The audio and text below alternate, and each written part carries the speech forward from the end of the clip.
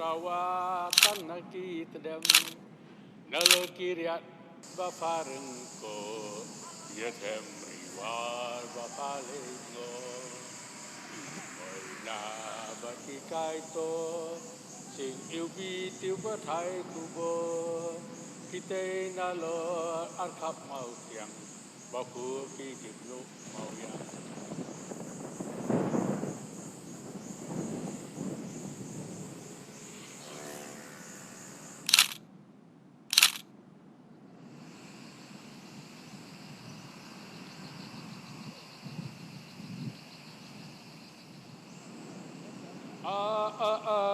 Ku saken rem Susawa tanaki tedem Nalakiriat bafarengko Yetem riwar bapalengo Imoina baki kaito Sing ilbi tiuba thai kubo Kite nalo arkap mau siang Bapu ki tignu mau yang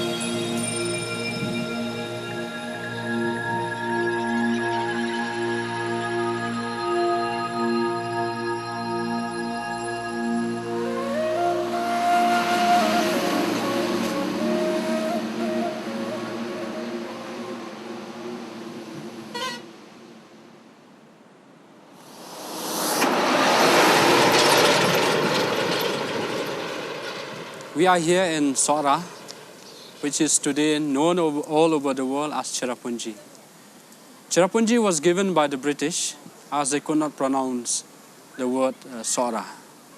Besides Cherrapunji, we have another village which is separated by a valley, and that is called Mausanram. In the geography of India and in Meghalaya in particular, these two places are famous for rainfall.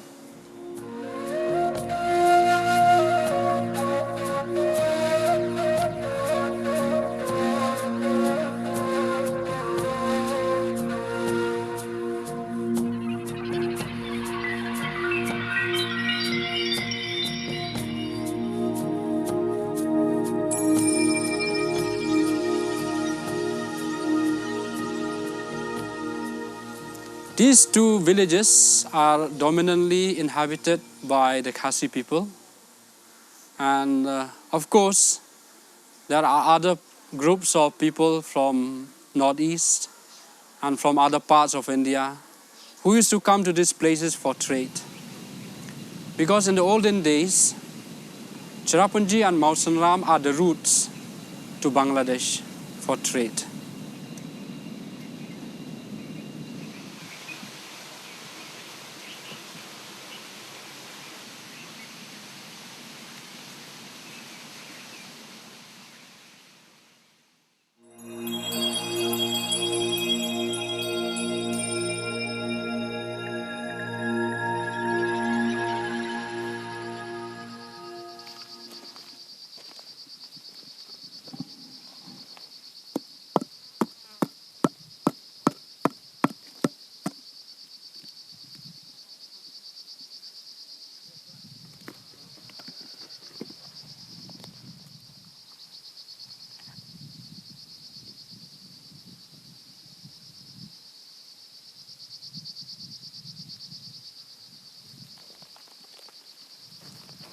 These pebble-like things that you can find almost all over this area, these are not pebbles but fossils.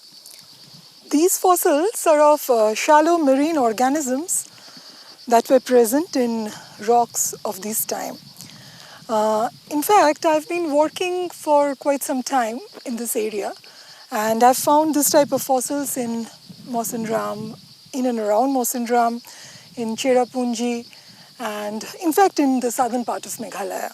By this, what we can understand is there was a shallow sea in this region. These rocks are of Cretaceous age, that is about 65 million years ago. Cretaceous is a time which is very important in the Earth's history. Geological studies indicate that the continental configuration was not like what we find in the world map today. In fact, there was a supercontinent which is called Pangaea. Around this time, in this place, the rocks of Cretaceous age has the fossils which are also of this Tethys that has come from the Tethys of Tethian origin, and also there were invasions from the southern part of India, that is Trichinopalli, and we find the Indo-Pacific type of fauna in this area.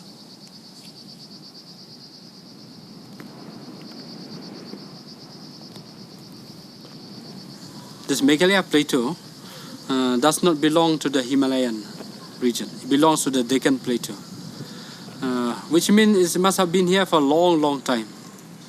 And of course, people used to say that this must have been under the sea. In the Khasi language, we have a very original word about the sea, which we say Duriao. Duriao means the sea or ocean. It's not a small pond or small lake, because we have a different word for lake. It's called Pung. So this Duriao means a big, mighty type of water. And this word is not taken from any other language, because many of the words in the Khasi are taken from Bengali and Hindi. But this word is very peculiar and very original. I mean, geographically, if you look at the setting, there are no sea within our context. Of course, there are some myths, okay, in Khasi, which speaks about mermaids. They say that some people, according to the myth, that used to get married with this mermaid. And this story is very, very famous. We have one here and one in Jaintia Hills, because these are all borders and must have been very near to the sea. Cherrapunji is a place which is very famous for rainfall. We never miss the record. From April to October, usually it is rainy season. That was in the olden days, but now the pattern of rain has changed. Sometimes we get rain so heavily in June, and then July is dry. Then another time we get another heavy rain in September. So the rain pattern has changed, but the amount of rain remains the same.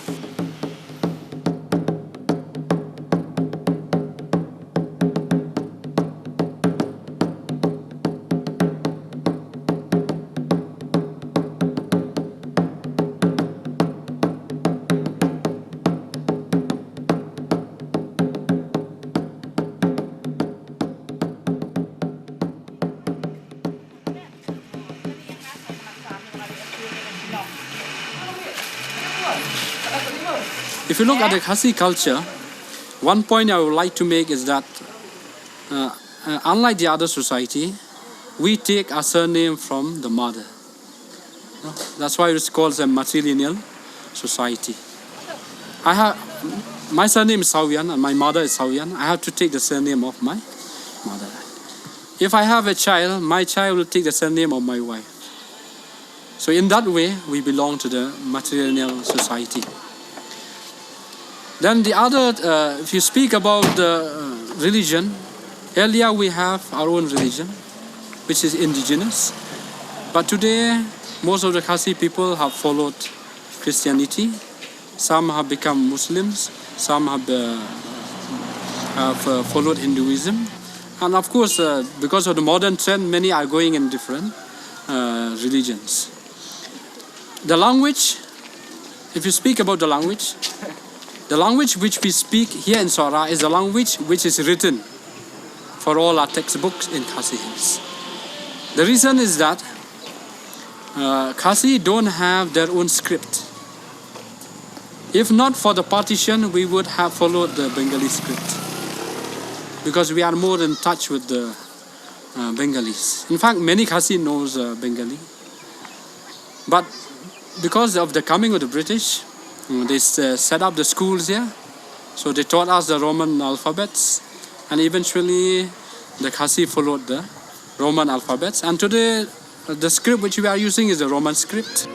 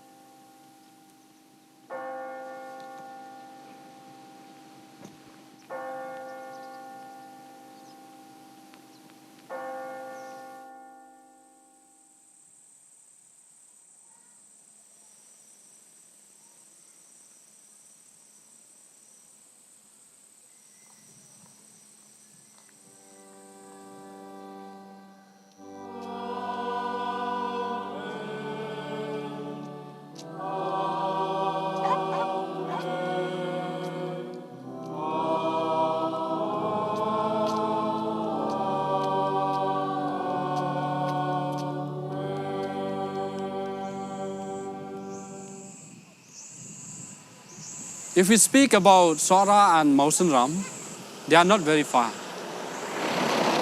Aerial distance, they are just only about 8 kilometers. When we speak about Sora, this place was looked after by a king. And that king is known as the Aim of Sora. In fact, he was a king who signed a treaty with the British in 1829, allowing the British to pass through this place in the famous route which is called the Surma and Brahmaputra route. Of course, for that cause, there was a war in 1829 in which the British fought against the kings of Khasi Hills.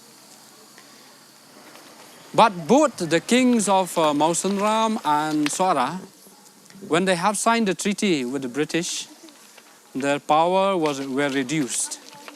They just became mere functionaries of the British since 1829.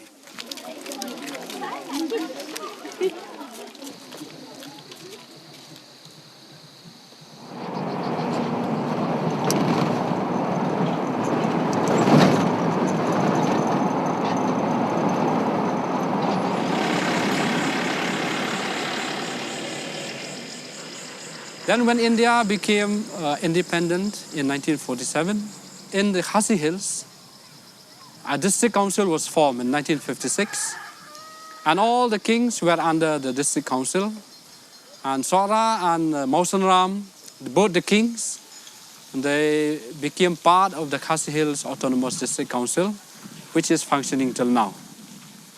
As of today, the king has not much power. They have been reduced to the presiding officer of the subordinate courts of the district council. They are elected and chosen by the people, but they have no authority unless and until the district council give them the sanat. So unless the district council approved, they are not kings.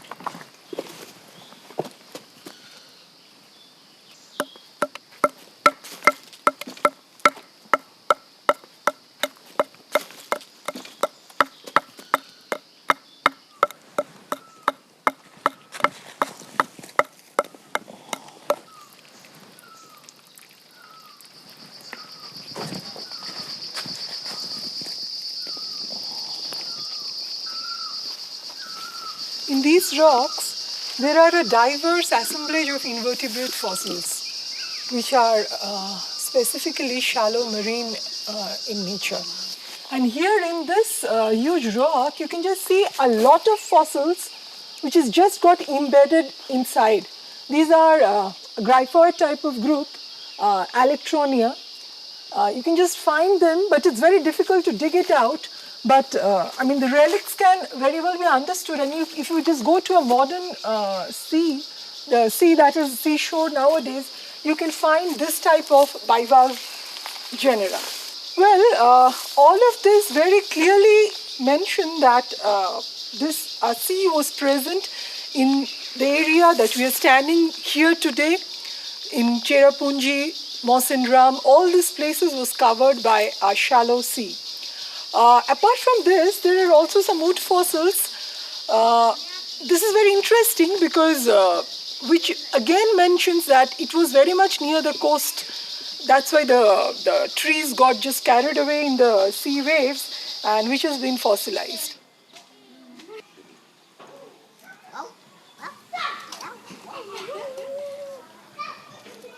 Khasis follow the matrilineal system.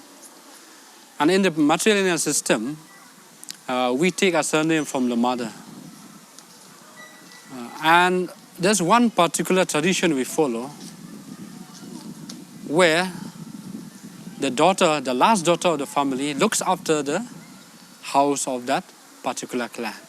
as an outsider, it's very fascinating because this is something that someone like me has not grown up with, where children take the surname of mothers, and there's a social security associated with the idea of matrilineal. But it's not to say that it's kind of an utopian situation because, as I said, the institution itself is in a serious crisis because a woman does not own the property of the family. The youngest daughter, who is known as a kaddo, she is only a custodian. It's the maternal uncle who decides for the scheme of things. Another feature of this system is that the uncle is very much respected. Because in the Khasi, everything is centered around the clan, which we call the kur. And the highest authority, that is the maternal uncle. It's very interesting, which others should know, though, outsider to the system should know, that a woman was supposed to be an outsider to the Darbar meeting, which is supposed to be the most important meeting. And a man who does not have a mustache cannot be a part of the meeting. This used to be some interesting features. Despite this being a matrilineal system, despite this being projected as a place where women is highly empowered, it's ironic to see that women cannot enter the Darbar. Women cannot actually own property, they only look after. And the marketplace, which used to be dominated by women, is also giving way to actually holdings of property and belongings by men.